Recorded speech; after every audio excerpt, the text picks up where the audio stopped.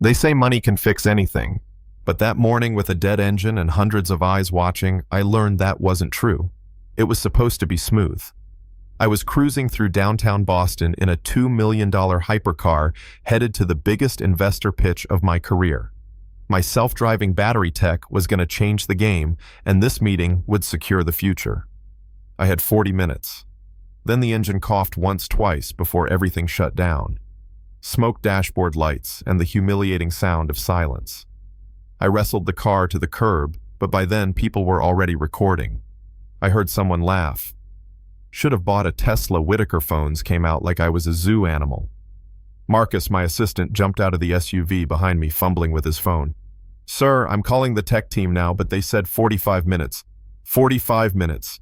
I snapped, gripping the wheel so hard my knuckles turned white. "I've got 38.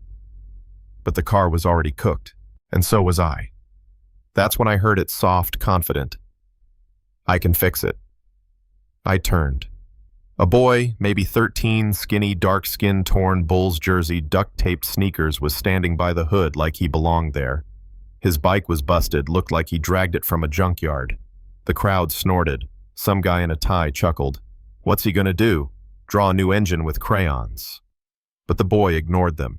He stepped forward, eyes locked on the engine like it was a puzzle he'd solved 1,000 times. "Your battery cooling loop's clogged," he said. "It overheated, fried the relay. I can smell it metallic, not plastic, like a penny left on a stove."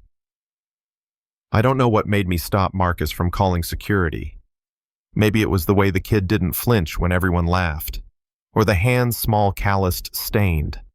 Hands that worked. "What would you need?" I asked. "Paperclip. Maybe a pen. Just to bridge the relay enough to start it." You ever see someone command silence without raising their voice? That was him. I gave the nod. Marcus looked horrified. "Sir, liability." "The car's already dead," I said. "Let him try." The boy worked fast, pulled out a beat-up multi-tool from his backpack, snapped the metal clip off a pen, reshaped it like a sculptor, slipped it between 2 wires and held it steady. "Turn the key halfway," he said. I did. Dashboard lights blinked. The crowd leaned in. "Okay," he said, not even looking up. "Now full turn." The engine roared to life, just like that. The crowd gasped. Someone yelled, "Yo, that kid just fixed $1 million car with a paperclip." Cameras clicked. Applause broke out. But the boy just backed up, wiped his hands on his jeans, and turned to leave. "Wait," I called. "What's your name?" He paused. "Eli Carter. You've got about 20 minutes.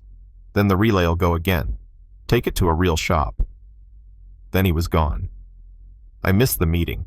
Canceled it, actually. Sat in the car, engine purring, replaying the moment. A billion-dollar tech company, beaten by a kid with a busted bike. Back at the office, the video had already hit 17 million views. Headlines screamed, "Poor kid schools Billionaire's entire team." People turned him into a meme, a myth, a miracle. I needed to know who he was. Marcus dug into school records, social services, facial recognition, finally found him. Eli Carter. 13. Lives with his grandma in a rundown apartment in Dorchester. Mom died when he was 7. No father. Spotty school attendance. Rebuilt a lawnmower engine at age 11 without instructions. I didn't hesitate. I showed up at his door. His grandma, Miss Bernice, answered. Tough lady, sharp eyes, headscarf tied tight. "You that car man?" she asked. "Yes, ma'am. I'm here to thank Eli properly. Maybe talk about opportunity." Her eyes narrowed. "If you're here to parade him around for your company's image, you can turn right around." "It's not charity," I said. "It's an investment. He's got the kind of mind that changes the world." Eli peeked from behind her, still in that Bulls jersey, smaller now, less myth, more boy. I offered him a week in my lab, real tools, real engineers, 1 week to build something that impressed my top team, and I'd set up a workshop just for him. No strings. Miss Bernice didn't blink. 1 week. I'm checking in every day.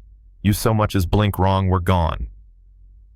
That Monday, Eli walked into our 32nd floor lab like it was church. My engineers. They didn't take him seriously. Derek, my lead systems guy, handed him a problem we'd been stuck on for 3 months, thermal buildup in the new battery array. Show us what you got, kid. Eli didn't flinch. He studied the components sketched in his notebook, dismantled everything by hand. By Wednesday, he'd failed 3 times. Each time he learned more. Thursday night, he didn't leave. I found him still working at 3 a.m., eyes red but locked in. He looked up, smiled faintly. My mom used to say the best ideas come when everyone else is asleep. Friday, he presented a solution none of my MIT engineers had considered: staggered cell discharge to reduce heat, increase efficiency. Elegant, simple, genius. It's theoretical, Derek scoffed. Then let's build it, Eli said. We did. It worked. I offered him a private education, a fast track to MIT. He turned it down. Said he didn't want to sit in a place where he'd always feel like he didn't belong. Instead, he wanted to teach. Build a place for kids like him. So I bought an old auto shop his mom used to work there, we found out. Eli turned it into a maker space. Called it the Fix Room. First day. 3 kids showed up. Then 10. Then 20. He taught them not just how to fix engines, but how to believe they could. But here's the twist. After Eli's invention blew up, the competitors came for us. Caldwell, CEO of Nexus Tech, tried to buy us out. When I refused, he came after Eli. Faked documents, forged timestamps, leaked videos claiming Eli stole designs. It was vicious. Eli. He didn't scream. He went live. From his grandma's kitchen, he held up every notebook he'd ever written in. Receipts for each one. Library logs. Videos. Sketches. Dated. Stamped. Proven. You think I'm too young, too poor, too black to build this? Maybe. But while you talk, my engine's running. It was a mic drop heard around the world. And now the Fix Room has 20 branches across the country. Kids from neighborhoods nobody invests in. Building battery systems, solar circuits, robotics. All open source. All Eli. He just turned 15 last week. Refused a party. Said he had work to do. Last week we stood on the roof of his shop looking out at Boston's skyline. You regret not taking the MIT deal, I asked. He looked at me calm as ever.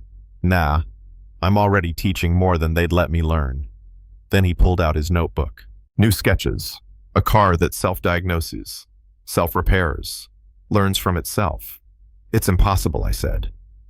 Eli smiled. Everything is, until it's not. So tell me, do you think genius only lives in ivory towers and shiny labs? Or can it ride a busted bike, wear a torn jersey, and fix the world one wire at a time? Let me know in the comments. Have you ever met someone like Eli?